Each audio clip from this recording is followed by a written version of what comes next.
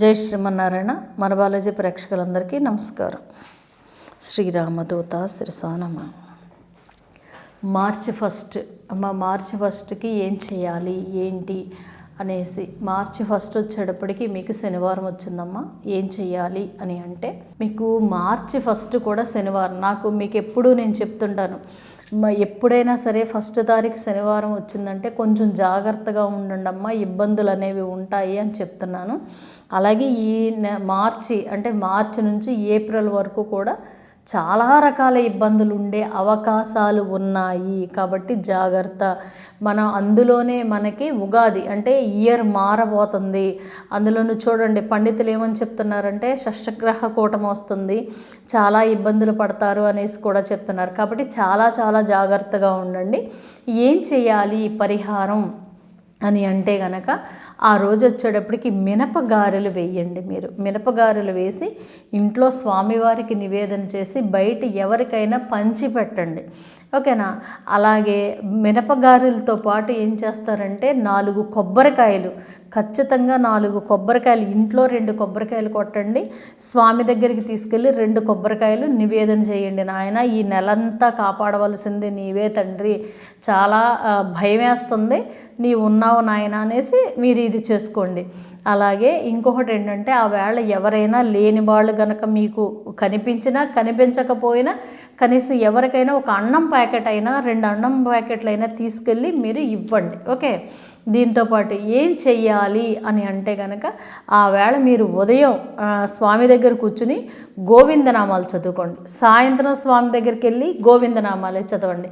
గోవిందనామాలతో పాటు మహాలక్ష్మి అష్టకాన్ని చదవండి. మీరు ఉదయము సాయంత్రం కూడా అదే రకంగా చేయండి. స్వామివారికి వచ్చేటప్పటికి గులాబీ పువ్వులు, ఎరుపు గులాబీ పువ్వులు నివేదన చెయ్యండి. ఇంట్లో మీ ఇష్టం, మీరు ఏ పువ్వులు స్వామికి నివేదన చేసినా పర్వాలేదు, కానీ చాలా చాలా జాగ్రత్తగా ఉండండి. అలాగే ఇంట్లోకి వచ్చేటప్పటికి ఆ వేళ శనివారం కదా, నేను ప్రతి శనివారం పుల్లట్లు పెడతానమ్మా అనేసి చెప్పాను, మీకు మొన్నటి పట్టు కూడా చెప్పాను. అలాగే పుల్లట్లు కూడా నివేదన చేయండి. అయితే పుల్లట్లు అంటే ఏంటమ్మా అనేసి అడుగుతున్నారు. మీరు ఎప్పుడైనా తిరుమల వెళ్తే మరి మీరు తిన్నారో లేదో, చాలామంది తిన్నవాళ్ళకి తెలిసే ఉంటుంది. పుల్లట్లు అంటే ఏంటో కాదమ్మా, ఎప్పుడైనా నేను మీకు చేసి చూపిద్దాం అనుకుంటాను, ఎప్పటికప్పుడే అయిపోతుంది. పుల్లట్లు అంటే ఏంటంటే కొంచెం పులవాలి, పిండి పులవాలి. ఆ పిండి కూడా ఏంటంటే ముందు రోజు నాడు ఇంచుమించుగా, ఇప్పుడు శనివారం నాడు మనం టిఫిన్ చేయాలనుకోండి, చేయాలంటే శుక్రవారం రోజు నాడు 3 మీరు పిండి రుబ్బేయాలి. బియ్యము పప్పు 3 గ్లాసులు, 1 గ్లాసు మినపప్పుకి 3 గ్లాసులు బియ్యం పోసేసి నానబెట్టేసిన తర్వాత దాన్ని కడిగేసేసి రుబ్బుతారు చూసారా. అది రుబ్బేటప్పుడు ఏం చేస్తారంటే 4 మిరియాలు, అంటే మీరు వేసే పప్పు పాళ్ళను బట్టి అన్నన్ని మిరియాలు, కొంచెం ఎక్కువ కాకుండా అన్నన్ని మిరియాలు వేసేయండి.